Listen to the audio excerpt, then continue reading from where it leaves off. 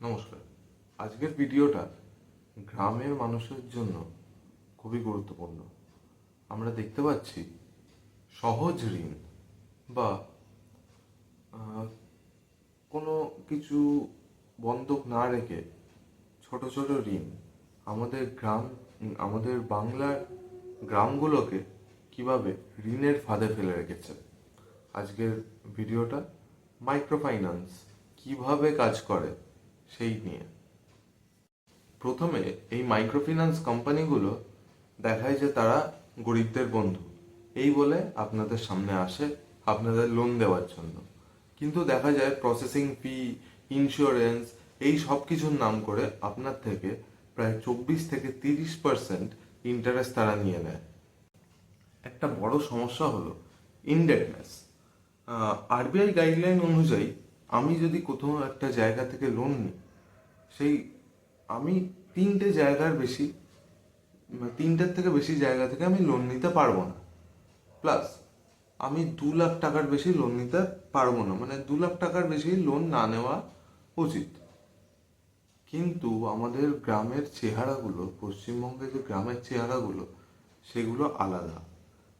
আমি একটা জায়গা থেকে লোন নিয়ে ফেলেছি, সেই লোনটা মেটানোর জন্য আমি আবার আরেকটা জায়গা থেকে লোন নিচ্ছি।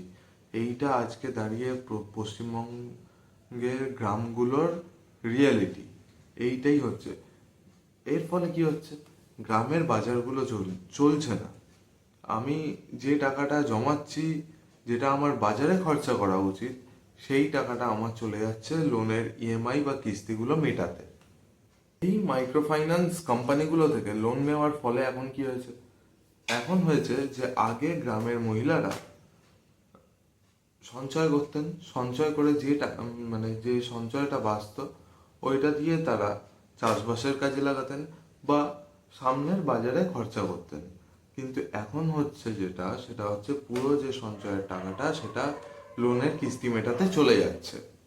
আর যদি আপনি কিস্তি দিতে না পারেন, তাহলে আপনার উপর শুরু হবে মানসিক টর্চার শুরু হবে, মেন্টাল টর্চার যেটাকে বলি।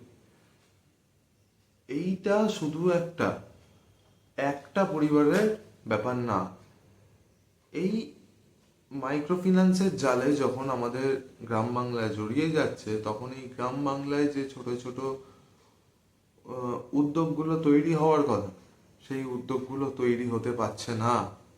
আমাদের হাতে সঞ্চয় নেই বলে এই মাইক্রোফিন্যান্স কোম্পানিগুলোর জন্য।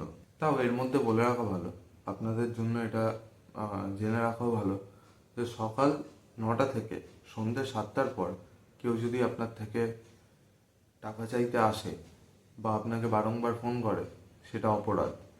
যদি আহ, আপনাকে আপনার পাড়ার লোকের সামনে কোনোভাবে হেনস্থা করা হয় টাকাটা ফেরত দেওয়ার জন্য, সেটা অপরাধ।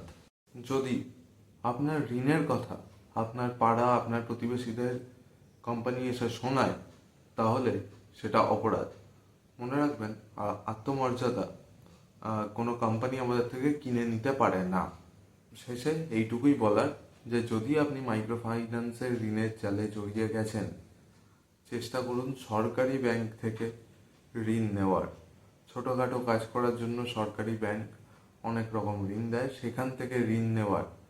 আর যদি একান্তই আপনি ফেঁসে গিয়ে থাকেন, সমস্যা নেই, চেষ্টা করবেন এই ঋণটা শোধ করে পরের বার যেন আপনি আর এই মাইক্রো ফাইন্যান্স কোম্পানিগুলোর থেকে ঋণ না নেন।